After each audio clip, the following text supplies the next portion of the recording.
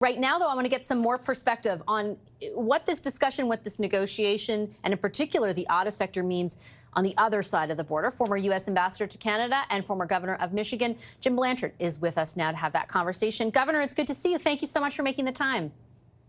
Strange and weird times. I've just listened to Flavio. They've got it figured out. I mean, first of all, let's back up. This entire so-called crisis is make-believe. The United States has a manufacturing surplus with Canada and in autos as well. I'm reminded when there was a rescue of Chrysler and General Motors back in 2009, the federal government helped rescue them in Washington. Canada participated, and so did Ontario. They were part of the rescue. We made a deal to make cars in an integrated sense back when I was in college.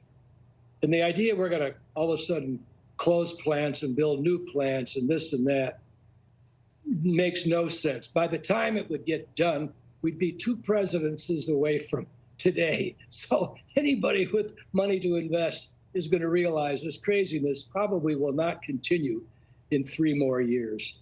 Now, what to do now? And, you know, my feeling is rather than toss and turn and try to figure out how to keep Donald Trump happy. By the way, he clearly knows nothing about Canadian politics or the structure of Canadian government. And Howard Lutnick has displayed the fact that he doesn't know anything about automobile manufacturing. So we got these 2 guys in important positions who know less than the average congressman or governor about how the world works. This is crazy. They shouldn't be in any public office with that lack of knowledge. Now, what are we going to do in the meantime? I don't know what the auto companies can do in 30 days to make Mr. Trump happy. Mm-hmm. He's an unhappy guy. He wants to bully everybody from Denmark to Panama, and he's turned his guns on Canada. I mean, aside from tariffs, the insults that have gone from Mr. Trump to Canada for 3 straight months are really historic downgrading of our relationship. There is nothing in recent history with Canada and the United States relations as bad as what's going on right now. We're going to have to end this. Look, tariffs are inflationary. We have a great integrated auto industry in North America. Our competitors are Europe and Asia. We should think about that. The president should keep his eye on the ball. But we have a lot of educating to do. And I say the problem is right down here. There is nothing in Ottawa or Calgary or Queen's Park that people should be scrambling to do. By the way, I love Doug Ford's press conference yesterday, and I love Justin Trudeau's press conference yesterday. They did a great job. It's up to those of us so let me, in the United States pardon the stop this nonsense. And I want to ask you about that. And maybe more specifically, if you could lend some of your knowledge to Canadians watching about Michigan in particular and the auto sector, because you know and you heard every comment from the White House and all of Trump's delegates today essentially threatening, like, look, you can only avoid them if you move your plant, if you move your jobs, if you move manufacturing. And I take your point that certainly isn't something that can happen overnight.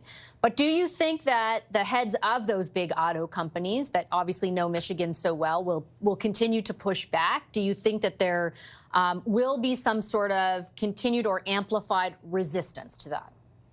Well, I think they're going to try to be accommodating with their rhetoric with the president. I mean, they've all been warned. He's transactional. He's basically ignorant of the facts of auto manufacturing and political, events in Canada. I think they're going to try to work him over a little bit, be nice to him, stroke him some, talk about if they're, at the margin, if there's a decision to be made, they'll try to make it, resolve it in favor of Michigan or Ohio or Indiana, wherever. I just don't know what they can do to make major decisions on plants. When I was in college, the Auto Pact, I think, was signed. And that's because cars are made in Canada separately and in the U.S. separately. And our 3 auto companies here were making them in Canada. I remember they even had different nameplates of cars that were similar.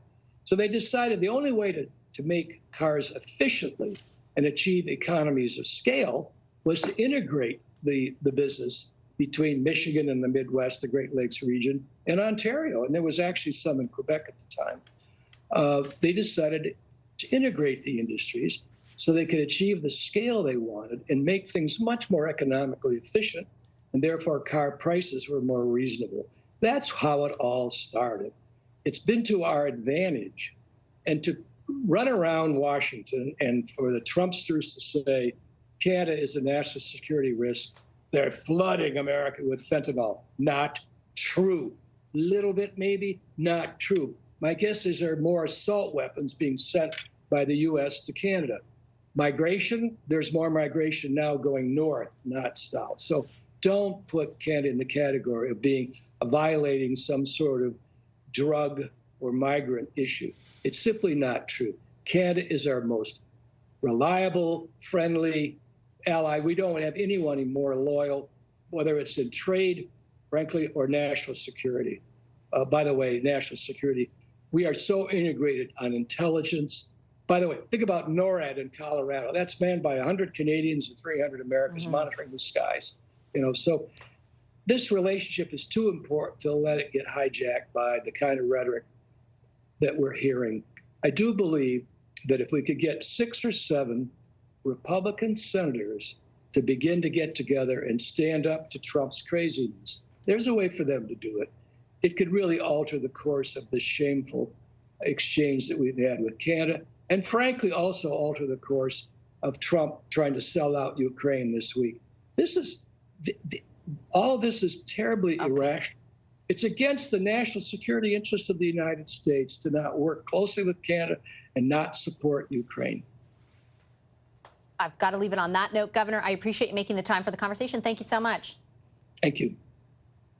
That's Jim Blanchard, former governor of the state of Michigan and former U.S. ambassador to Canada.